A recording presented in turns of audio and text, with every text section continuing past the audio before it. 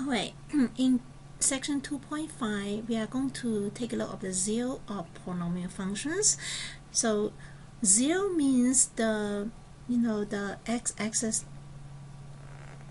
If the 0 is real number, that means is the x-intercept, but sometimes you don't have real number 0, so it's not x-intercept. Basically the 0, that means the output is equal 0. So what's the input for that? Alright, before we going to look for the zero of polynomial functions, let's take a look at one of the theorem. It's very important, called the rational zero theorem.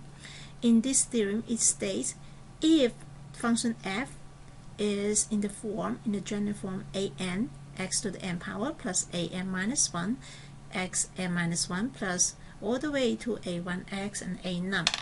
So those symbols, indeed, they are just coefficients.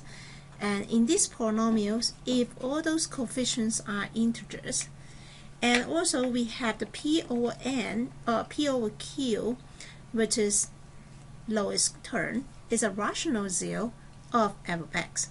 What the rational zero meant in here is,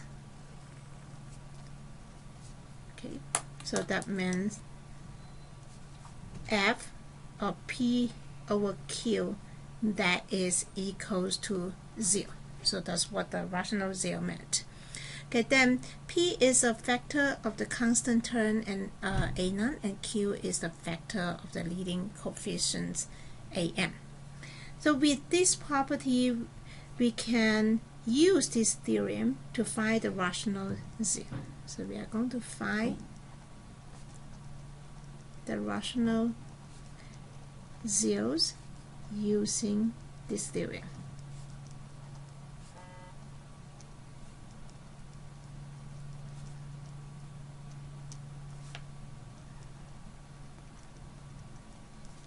So we say that if p of q is a rational zero and p is a factor of the constant and q is a factor of the leading coefficient, that means if I can list all the factors from both constants and coefficients and take the ratio of that, maybe my rational zero will be part of that. So that we say the possible rational zeros can be found by this list.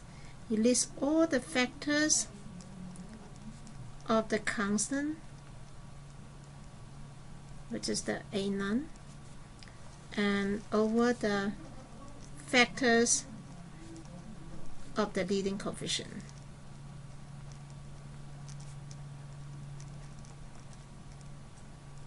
which is a num. That's how we can find that. Right, so let's take a look at the example how we can find that.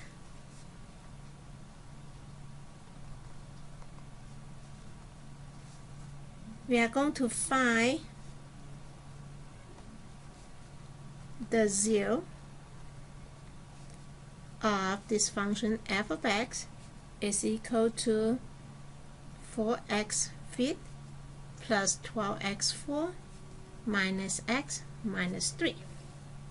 Okay, so first thing, we are going to list all the possible factors, possible rational zeros. So possible rational zeros. Okay, think about the factors of the constant. Here's your constant. So constant, negative 3 can be negative 1 times 3 or 3 times negative 3 times 1. So basically the factor can be positive negative 1 or positive negative 3. And also we need to list the factors of the leading coefficient.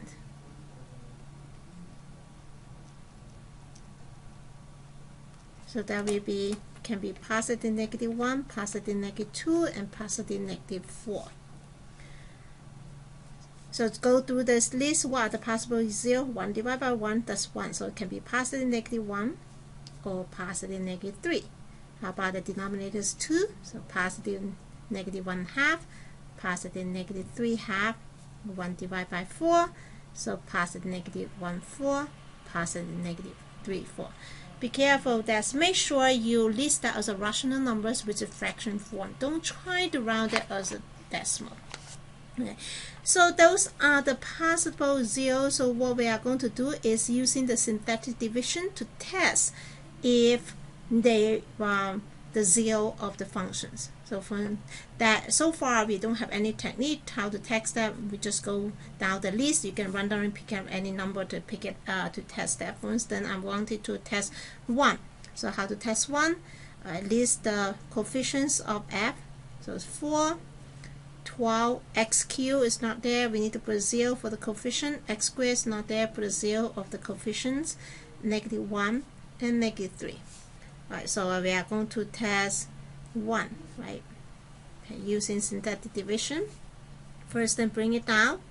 Diagonally multiply the number you're testing. 4 times 1, that's 4.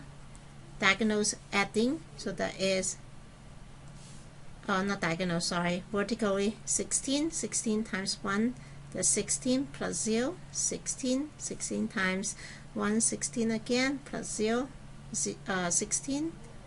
16 times 1, 16 plus -1, 15. 15 times 1 is 15 plus that's 12. So you can see that's not equal 0, which means this is not a 0 of these functions. Okay, I'm going to test maybe -3. So I'm going to test -3. Similar idea. 4, 12, 0, 0, -1, -3. Those are the coefficients of the functions f. Okay, vertically add 4 multiplied by -3, -12, so that's 0, 0 times -3, 0, add them 0, 0 times -3, 0, add them 0, 0 times -3, 0, to add them as -1, -1 times -3, that's 3. 0. Okay, you can see the remainder is 0. That means -3 is a 0 of the function f of x. So from the last section, we know that in this case, you can see that the f of x indeed is the same as x minus the 0 we found, -3 times this is your quotient, right? So reduce 1 power, so that x fit reduce that as x4. So 4x4 and -1. Right.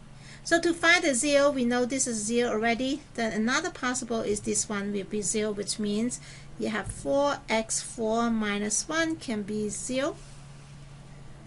And from here we get that factoring out. So you have 2x squared minus 1. Difference of 2 squared, 2x squared plus 1 is equal 0, which is getting us 2x squared minus 1 equals 0, or 2x squared plus 1 equals 0. So from here we get x squared is equal to, move the 1 to the other side, divide by 2, 1/2, which means x is equal to positive negative square root of 1/2. Which is positive negative square root 2 over 2. And this one is 2x squared plus 1 is equal 0. 2x squared is equal to -1, and x squared is equal to square root of -1/2. Also by the square root principle is positive and negative. I take the square root, sorry, I skip a step for that. So that is equal to positive negative square root -1, that's I, so square root 2 over 2. Alright, so those are your zeros. So the zeros are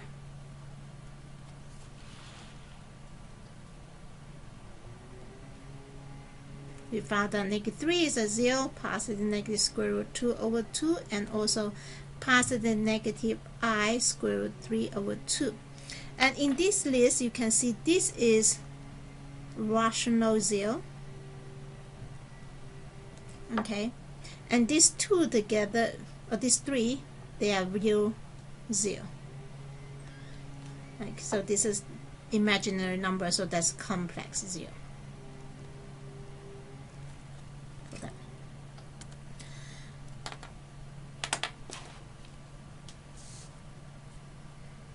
So that is how we find the zero. Of course, we are going to see a little bit more example of that. Okay. All right, let's continue looking at the polynomial equation. I do apologize my background because somebody is cutting the plants outside my office. Okay, but nevertheless, let's take a look at the second one. We say the properties of roots of polynomial equation. If you have a polynomial function is of degree of n, then if we count the multiple roots separately, the equation should have n root for that. Okay, so if you take a look of the example we just got over, let me flip back to the page for that, and you can see this polynomial equation functions have degree of 5, and you count, if we count the root they have in here is -3 positive negative square root 2 over 2 and positive negative I times square root. I apologize and realize that I wrote the wrong square root 2 over 2.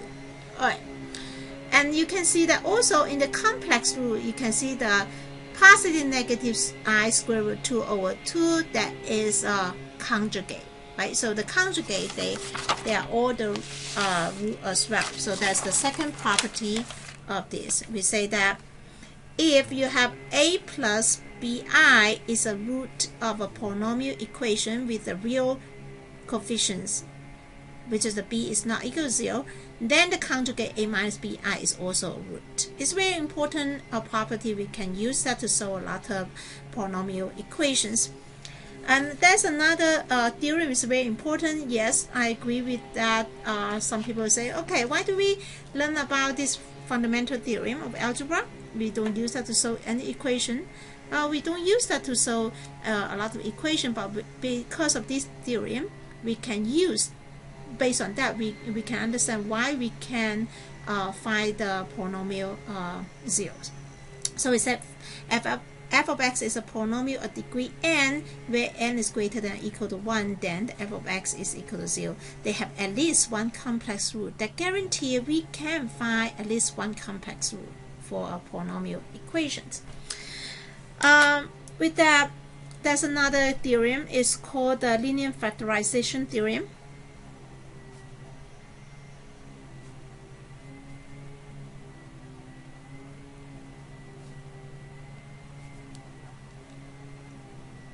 So in this theorem, we say that if we have a polynomial function, f of x is an xm plus an minus 1 xm minus 1 power all the way to a2x squared plus a1x plus a9, where the exponent, the highest degree, is greater than or equal to 1 and the leading coefficient is not equal to 0.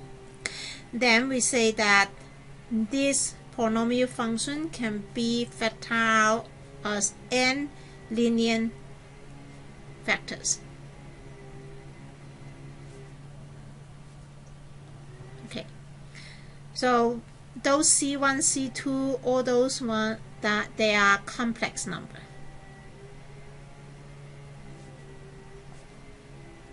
It's not necessarily real numbers.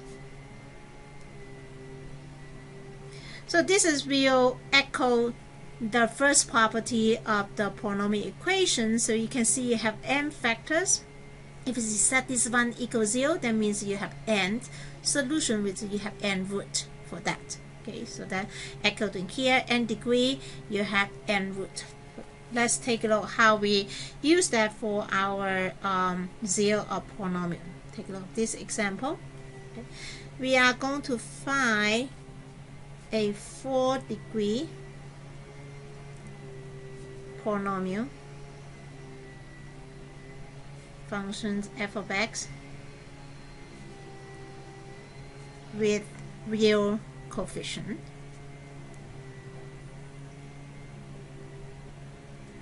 that has -2, 2, and I as 0, such that f of 3 is equal to negative 150. Okay, this is 4 degree. Now let's count how many zeros we are given. We are given negative 2, 2, and I are 0. So 4 degree, we say that we should have 4 zeros. We are missing 1. And that's hidden information in here. This is complex. So the conjugate of the I, which is negative I, is also a 0. Right? So by the linear factorization theorem, we know that f of x can be written as an times x minus the first 0, x minus 2, x minus I, and x minus negative I. We are almost there. This is not the function yet because we don't know what the leading coefficient. How can I find the leading coefficient? We are going to use this information. F of 3 is equal to negative 150. So with that, we know that you input negative 3, you put that into equation an times negative 3, negative positive plus 2, negative 3 minus 2, negative 3 minus I, negative 3 plus I, that's equal to negative 150. Alright, so that's negative 1 times negative 5, that's positive 5. So an times 5. And these two are the difference times the sum, so it's equal to the difference of the square, which is negative 3 square minus I square. That equals negative 150. So that will give us an times 5, and negative 3 squared, that's 9, and I squared, that's negative 1 minus negative 1, equal negative 150. So that is 10, so that's 50. An is equal to negative 150, which is an is equal to negative 3. Okay, we found the an. So what is our functions? Our function f of x is equal to negative 3 times x plus 2 times x minus 2 times x minus I times x plus I. You can leave that like this, or if you would like to multiply out to see in the general form, let's see what that function looks like. Negative 3, difference times sum, so that's difference of square, minus 4. Right? Similar idea, so x squared minus I squared, so that is equal to negative 3 times x squared minus 4, and x squared plus 1, and void them out. Negative 3, x squared times x squared, x4, x squared times 1, x squared, minus 4x squared, minus 4. So that is combined items, that's negative 3x squared, distribute negative 3 inside, negative 3x4, plus negative 3 times negative 3, 9x squared, negative 3 times negative 4, plus 12. Okay, so that's the function we are looking for. So that is how we use the linear factorization theorem to find our functions. Remember when we find the zeros, we say that we list all the possible rational zeros and then just randomly pick up some numbers or to test that out. Sometimes if you're unlucky, you might test all the zero and you conclude, oh, there's no rational zero, right? So there's some shortcut or some of the property can help us to eliminate some of the possible zero. So based on that, we need to take a look of the discarded rule of psi.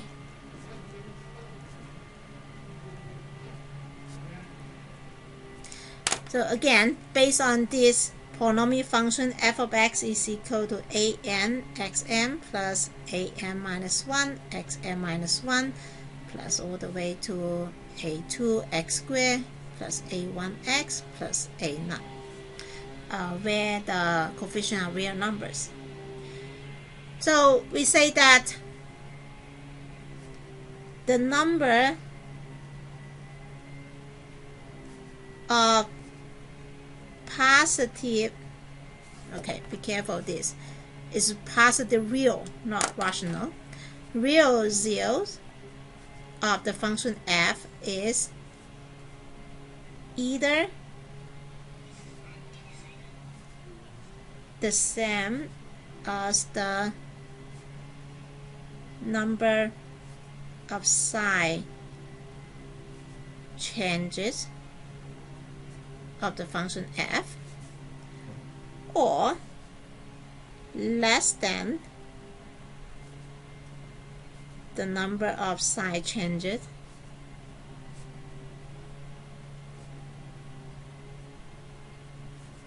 of f by a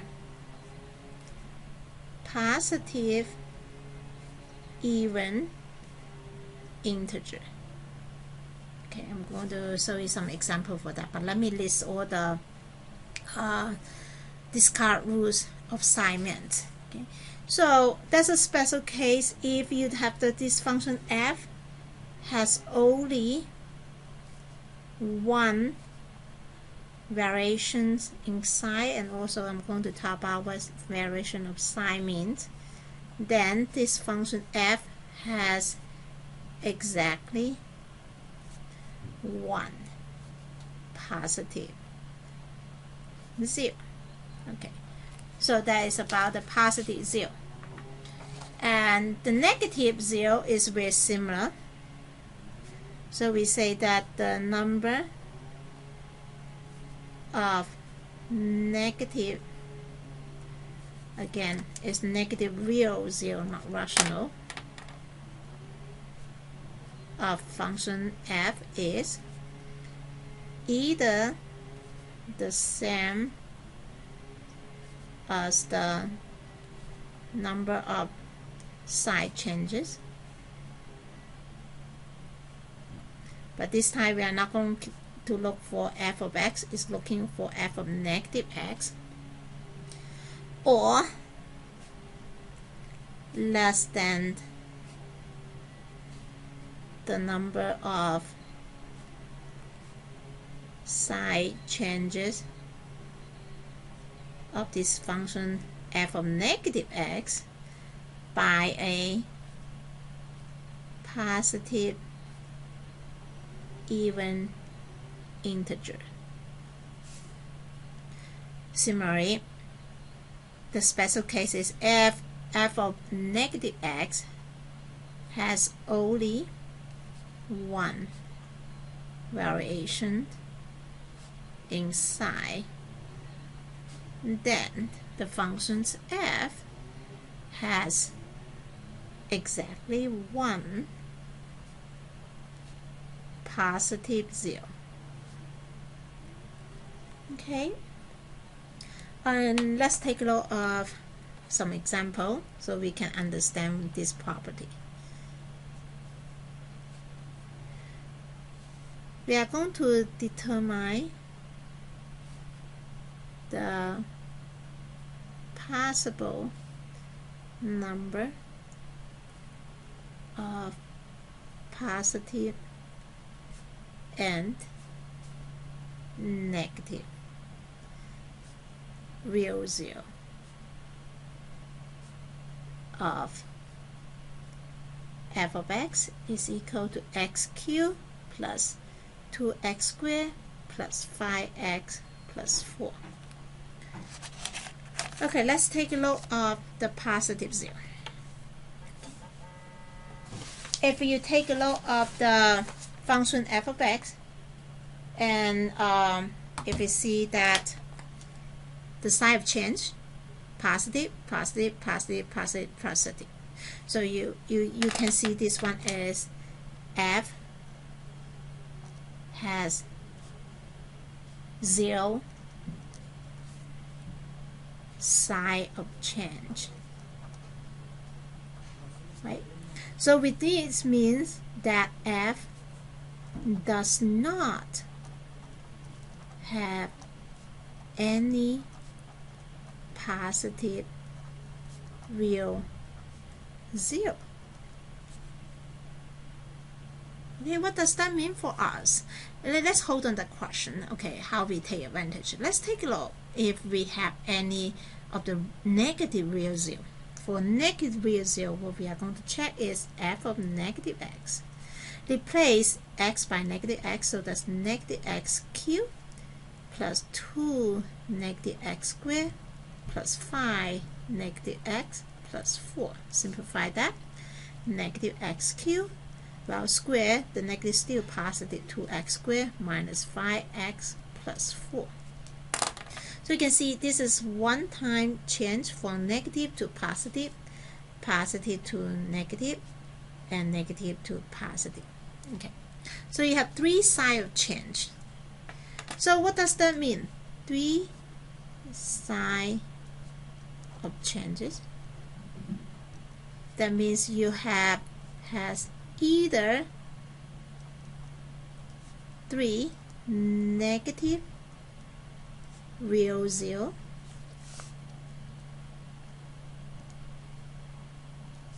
or less than an even integer, or 1 negative real zero. So what does that mean for testing? How can we take advantage of that one for testing? Let's list the positive or possible rational zero. Okay. So that's, we are going to list all the factors of the constant, which is 4. So that's positive negative 1, positive negative 2, positive negative 4. Constant is 1, so that's positive negative 1. So the possible rational zero are positive negative 1, positive negative 2, positive negative 4. Alright, what does that mean? Well, in here we say that this does not have positive real zero. The rational numbers are part of the real numbers, which means that implies all those positive rational possible zeros are not zero. So that means I reduce my list of the rational zero to only 3, which is negative 1, negative 2, and negative 4. Right, so I cut my list into half. Well, in this case, I'm going to test that. First, I'm going to test negative 1. Or you can test negative 2. Well, the number you want to test. Negative 1, list all the coefficients. 1, 2, 5, 4. Vertically add. So 1 multiplied negative 1. So that's 1 multiplied negative 1. 4 multiplied negative 1. Negative 4. 0. Alright, so that means 1 is, oh, negative 1. I apologize. 0 of f. Okay, I don't encourage you to continue testing, especially when you have something like this. Take a look of what your quotient is. Okay, so that will be remainder, constant, x coefficient, and x squared coefficient. Alright, so you can see that this is a quadratic equation. You can solve for the quadratic equation. So the next step, instead of testing negative 2 and negative 4, maybe it's more efficient than so x squared plus x plus 4 equals 0. We cannot factor that, so we can use the quadratic equation or formula. Negative b plus or minus square root of b squared minus 4ac divided by 2a. So that gives us negative 1 plus or minus square root of 1 minus 16, the negative 15 over 2. So that is negative 1 plus or minus I square root of 15 over 2. And those are complex zero. So therefore you have f has 3 0, right? Because you have degree of 3. So the 3 zeros are negative 1, negative 1 plus or minus I square root of 15 over 2. So conjugate. Okay, you can see the discard rule is really helping us to throw away some of the possible zero and making our testing list much less for that. Alright, let's take a look of another one.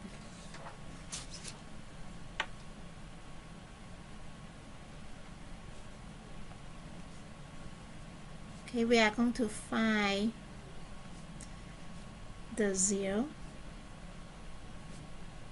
of p of x is equal to 6x4 minus 8x cubed minus 41x squared plus 23x plus 30. Alright, so you have, let's see, before we list all the positive rational zeros, let's see the sign of change. So that's change 1, no change, change another one, 2. So what does that mean is P has either 2 positive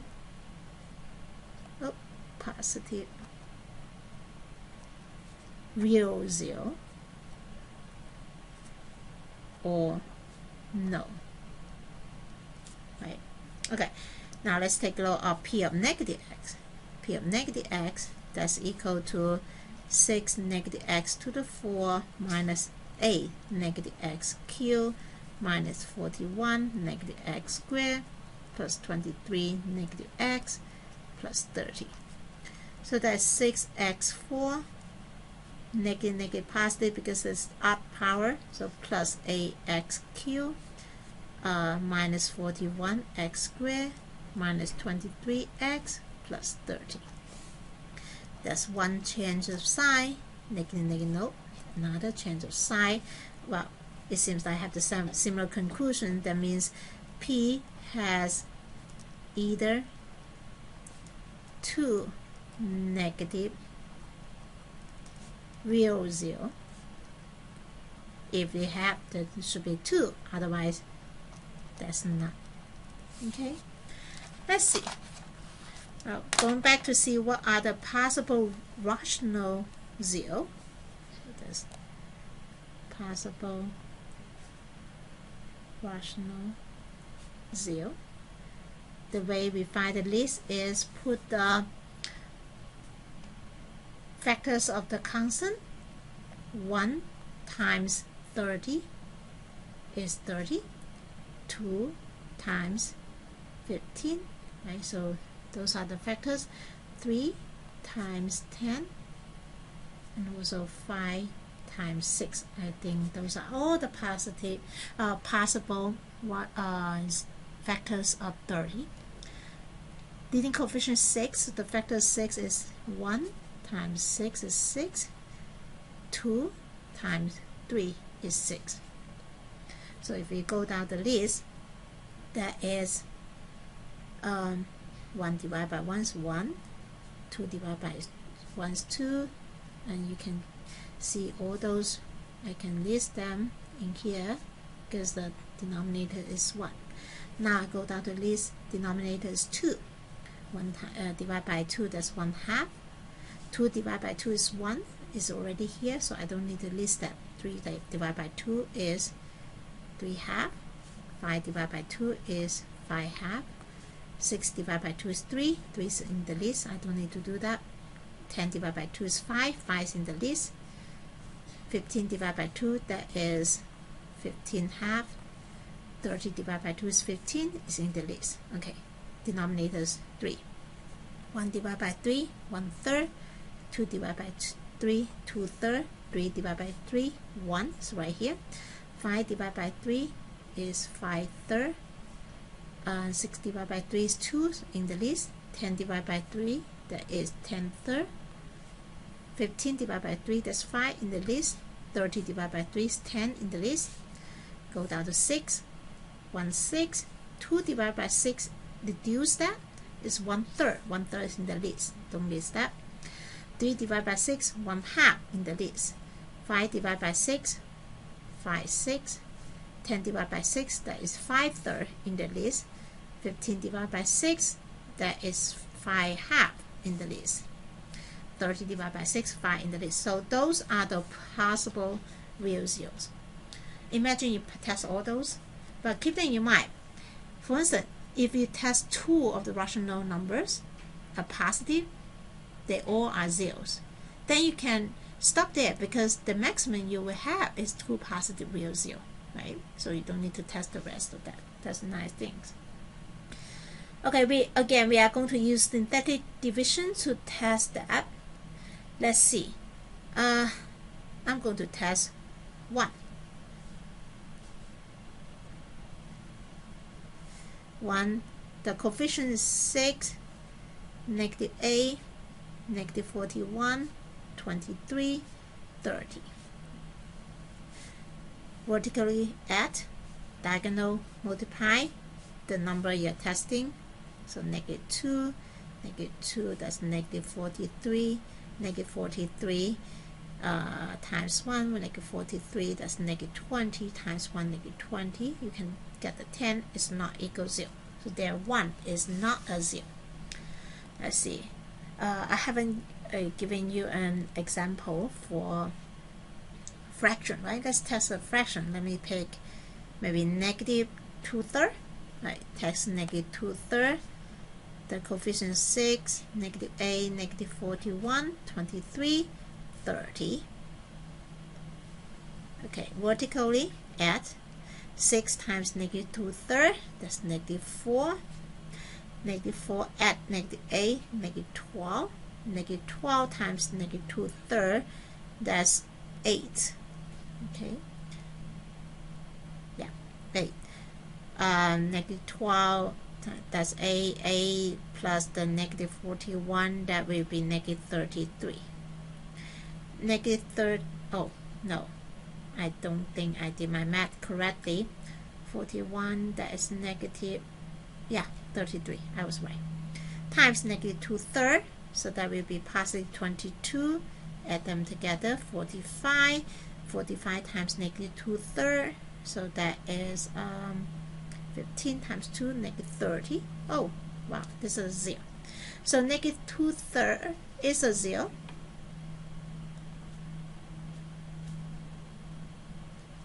Alright, and you can continue testing, but I will encourage you to take a look what you have in here. Okay, what I have in here is if I translate that back to the polynomial, that's constant.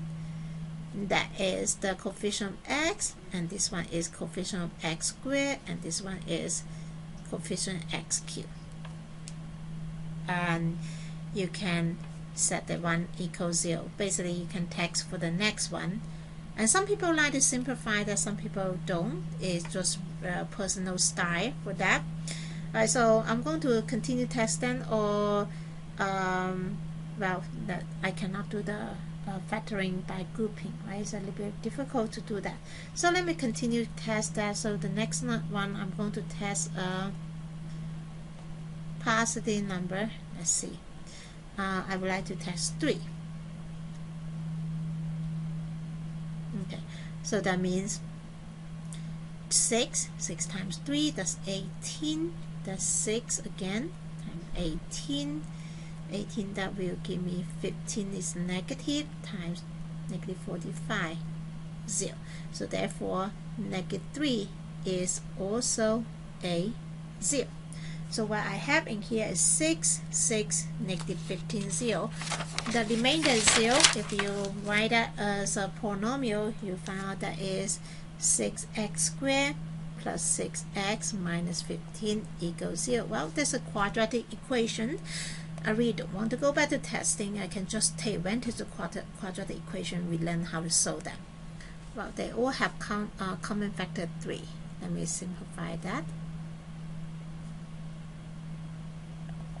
So basically, you are going to solve for 2x squared minus 2x minus 5 equals 0. Using quadratic formula, negative b is -2, plus or minus square root of -b squared minus 4ac, divide by 2. You have 2 plus or minus square root of 4 plus 40, so square root 44 over 2, that's the same as 2 plus or minus 2 square root 11 divided by 2, that's equal to 1 plus or minus square root 11.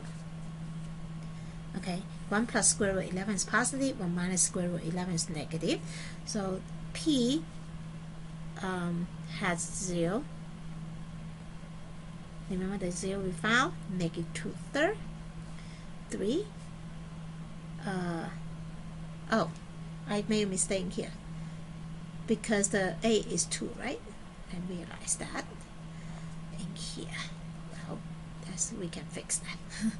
So that is 1 plus square root 11 divided by 2, 1 minus square root 11 divided by 2. And you can see that in here, you have these two are negative real 0. And these two are positive real zeros. Alright, so that is called the zero of the polynomial. And the next section we are going to learn about another kind of function called rational functions.